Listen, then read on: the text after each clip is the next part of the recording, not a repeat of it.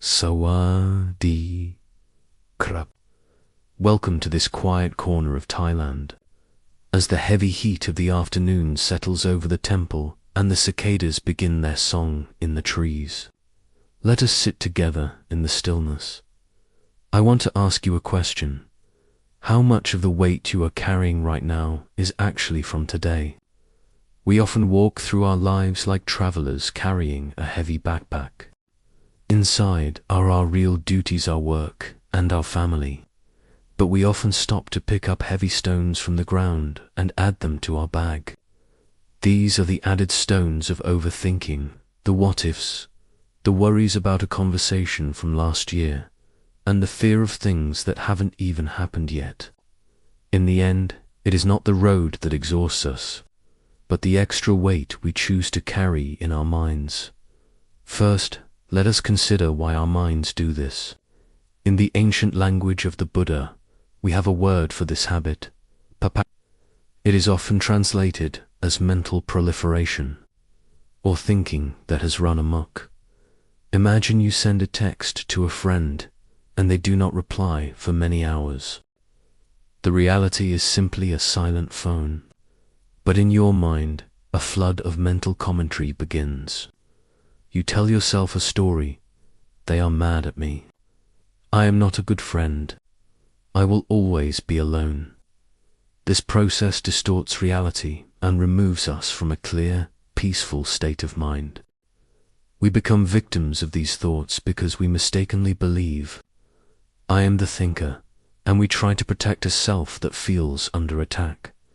As we go deeper into this habit, we see that most of our suffering is not caused by the world, but by the added stones in our backpack. A simple way to practice letting go of these stones is through the act of labeling.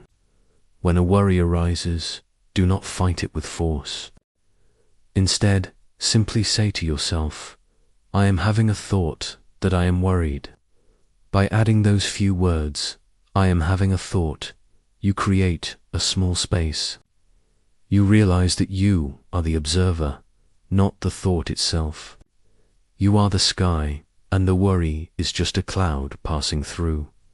Looking even closer, we find we need an anchor so we don't get swept away by this mental flood. Your breath is that anchor. When you feel the storm of overthinking beginning to rise, return your attention to the physical feeling of air moving in and out of your body.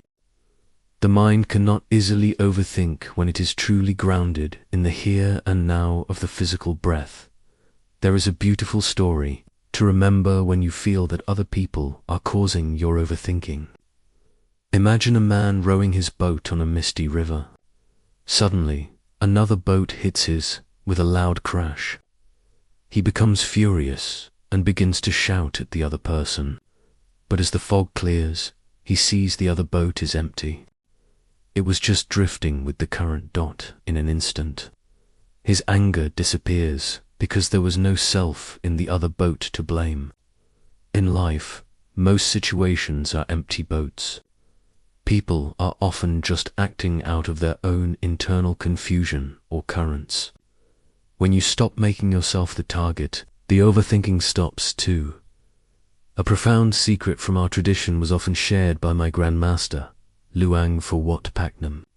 He used to say, to stop is to succeed. He taught that we must bring the mind to a complete standstill at the center of the body. In the busy world, people think they must be quick and active to succeed, but in the world of the mind, you must stop to progress. When you stop your mental reactions to the world, you cut the momentum of the worry. Peace is found when the mind finally stops.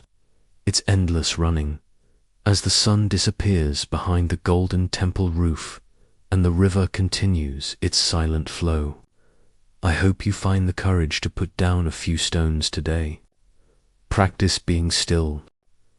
Practice being light. If this conversation brought you a moment of peace, please subscribe to join me on this journey as we walk the path to stillness together. May you be happy. May you be peaceful. Sawadee krap.